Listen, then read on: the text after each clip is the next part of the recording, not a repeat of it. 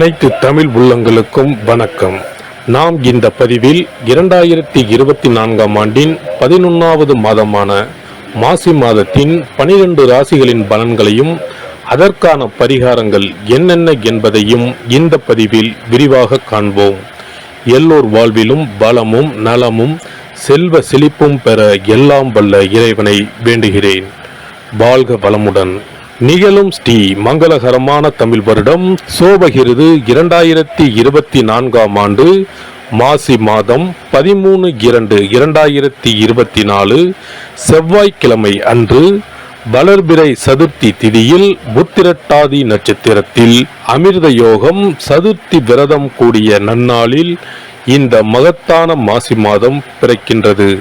மாத தொடக்கத்தில் மாசி மாத கிரக நிலைகளை ஆராய்ந்து பார்க்கும்போது மேச ராசியில் குரு பகவானும், கன்னி ராசியில் கேது பகவானும், மகர ராசியில் செவ்வாய், புதன் மற்றும் சுக்கிர பகவானும் சஞ்சரிக்கின்றனர். கும்ப ராசியில் சனி பகவானுடன் சேர்ந்து சூரிய பகவானும் சஞ்சரிக்கின்றனர். மீன ராசியில் ராகு பகவான் சஞ்சரிக்கின்றார். தமிழ் மாதங்களில் 11வது மாதமான மாசி மாதம் இது வழிபாட்டிற்கு உரிய மாதமாகும். சூரியன் கும்பராசியில் பயணம் செய்வதால் இந்த மாதத்தினை கும்ப மாதம் என்றும் அழைப்பார்கள். சூரிய பகவான் பிப்ரவரி 13 அன்று மகர ராசியில் இருந்து கும்பராசிக்கு பயிற்சியாகின்றார். மாசி மகம் வருடத்திற்கு ஒரு முறை வீதம் மட்டுமே வரும். அதாவது மாசி தமிழ் மாதத்தில் மகம் நட்சத்திரத்தில் எப்போது பௌர்ணமி வருகிறதோ அன்றைய தினம் மாசி மகம் ஆகும்.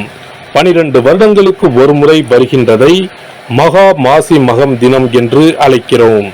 இது கும்பகோணம் கும்பேஸ்வரர் கோவிலில் வெகு விமர்சையாக நடைபெறும். அதேபோல் திருக்கோஷ்டியூர் பெருமாள் கோவிலிலும் இந்த திருவிழாக்கள் வருடத்தில் ஒரு முறை வருகிற மாசி மகத்தில் நடைபெறும். இந்த நாள் எதற்காக நாம் கொண்டாடுகிறோம் என்றால், நமது பாவங்களை போக்கவும், பித்ருக்களை வேண்டுவதற்கும், தோஷங்களை போக்கவும் மற்றும் மகப்பேறு கிடைக்கவும் நாம் கொண்டாடுகின்றோம். அனைத்து வருடங்களிலும் ஒரே மாதிரி தேதிகள் வராது. வருடா வருடம் தேதிகள் மாறும். கங்கை, காவிரி போன்ற நதிக்கரைகளில் புனித நீராடி நாம் முன்பின் செய்த பாவங்களை போக்கலாம். அதே சமயத்தில் புனித ஸ்தலங்களுக்கு இந்த நாளில் நாம் செல்வதன் மூலம் இறைவன் அருள் பெறலாம். இந்த நாளில் நாம் அருள்மிகு சிவபெருமான், முருகப்பெருமான், அம்பிகை மற்றும் பித்ருக்களை வணங்கி அருள் பெறலாம். நதிக்கரைகள், கடல்கள், குளங்களுக்கு செல்ல முடியாதவர்கள் உங்கள் வீட்டில் உள்ள தண்ணீரை புனித நீரென நினைத்து கொண்டு நீராடலாம். ஆங்கில மாதம் மார்ச் 5 இரவு 9:30 மணிக்கு ஆரம்பித்து மார்ச் 7 விடியற்காலை 12:05 மாசி மகம் முடிவடைகிறது. கும்பராசி அன்பர்களுக்கு அவிட்டம் 3, 4ஆம் பாதம், சதயம், பூரட்டாதி 1, 2, 3ஆம் பாதம் நட்சத்திரங்களில் பிறந்தவர்களுக்கு இந்த மாதம் அதிமுக்கிய யோக கிரகங்கள் அனைத்தும் பிரமாதமாக சஞ்சரித்துக் கொண்டிருக்கின்றன. ராசிநாதனை விட செவ்வாயும் சுக்கிரனும், சுக்கிரனை விட மாதப்பாதி வரை சனி பகவானும் யோகமான அமைப்பில் அதிர்ஷ்டத்தை தருகின்ற பக்குவத்தில் சுழல்கிறார்கள். ராசிநாதன் ஜென்ம சனியாக ஆட்சி பெற்று ஏழரை சனியாக அமர்ந்திருக்கிறார். இதனால் மாதம் தொடங்கியதிலிருந்து 22 தினங்கள் முடிவதற்குள் அதிர்ஷ்ட உயர்வுகளும் அனுகூலங்களும் பொருளாதார மென்மைகளும் உண்டாகும். அதே நேரம் 2 8 அமர்ந்திருக்கிற ராகு கேதுக்கள் அனாவசிய பீதியை, பயத்தை உண்டாக்குவார்கள். மாதம் தொடங்கி 10 தினங்கள் வரை கவனத்தோடு செயல்பட வேண்டும்.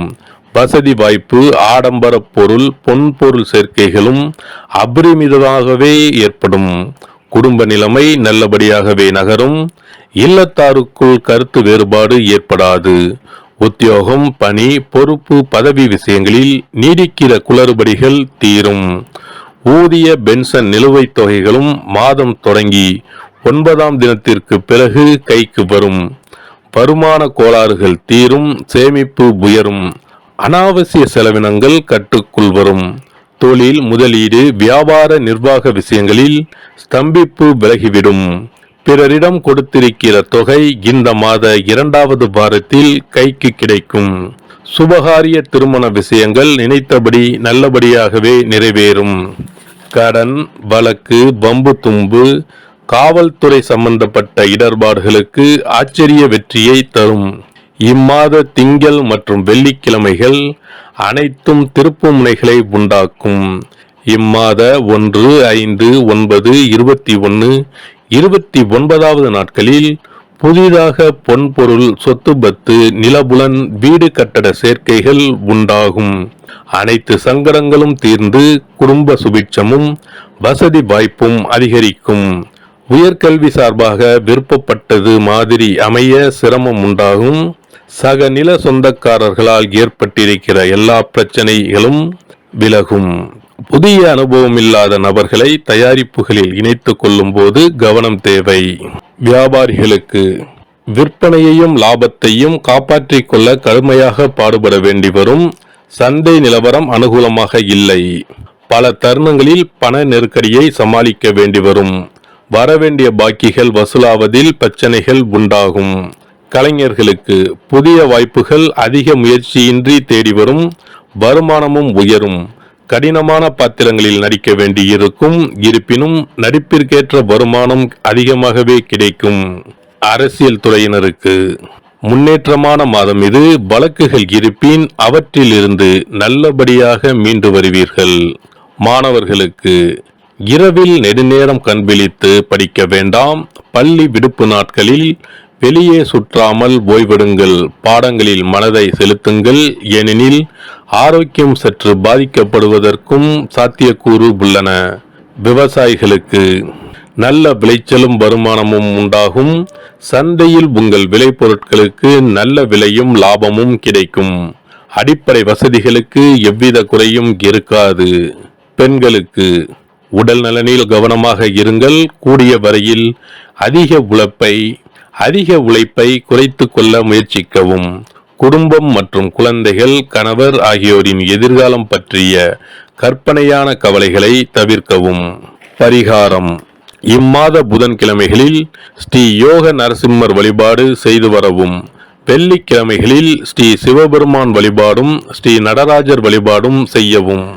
சிறப்பு பரிகாரங்கள்: வருமானத்தை பெருக்குவதற்கு வருமானம் வந்ததும் அல்லது சம்பளம் வாங்கியதும் அந்த தொகையில் 1% தொகையை தனியாக எடுத்து வைத்து விடுங்கள். அந்த பணத்தில் பாலால் செய்த இனிப்பு வகைகள், வாயில் போட்டாலே தித்திப்புடன் எளிதில் கரைந்து வாயிற்குள் போய்விடக்கூடிய இனிப்பு வகைகளை வாங்கி ஆதரவற்றோர், சாலையோர பணியாளர்கள், தூய்மை பணி செய்வோர், ஆதரவற்ற நிலையில் வறுமையில் வாடும் குழந்தைகள் மற்றும் தொழிலாளர்களுக்கு கொடுங்கள்.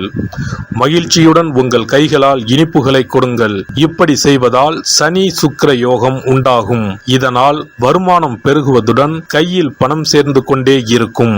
வருமானத்திற்கு தடையோ பஞ்சமோ வராது. ஏதாவது ஒரு வகையில் பணம் வந்து கொண்டே இருக்கும். இது தவிர மாத சம்பளம் வாங்கியதும் அல்லது கைக்கு வருமானம் வரும்போது ஒவ்வொரு மாதமும் முதல் செலவாக வீட்டிற்கு கல்லுப்பு, ஊறுகாய் போன்றவற்றை வாங்கி வைக்கவும். கல்லுப்பு, ஊறுகாய் போன்றவை மகாலட்சுமிக்கு மிகவும் விருப்பமான ஒன்று. இந்த பொருட்கள் வீட்டில் இருந்தால் மகாலட்சுமியின் அருள் வீட்டில் இருந்து கொண்டே இருக்கும். எந்த காரணத்திற்காகவும் இந்த பொருட்களை தானமாகவோ கடனாகவோ கொடுக்க கூடாது. தினமும் வீட்டை சுத்தம் செய்து அதிகாலையில் நீராடி வீட்டில் உள்ள மகாலட்சுமியின் படத்திற்கு முன் அமர்ந்து ஓம் யம் ஓம் அங் சிவாய நம, சவ்வும் நம சிவாய நம, ஸ்ரீயும் நம சிவாய நம, அங் உங் வங் சிவாய நம என்ற மந்திரத்தை சொல்ல வேண்டும்.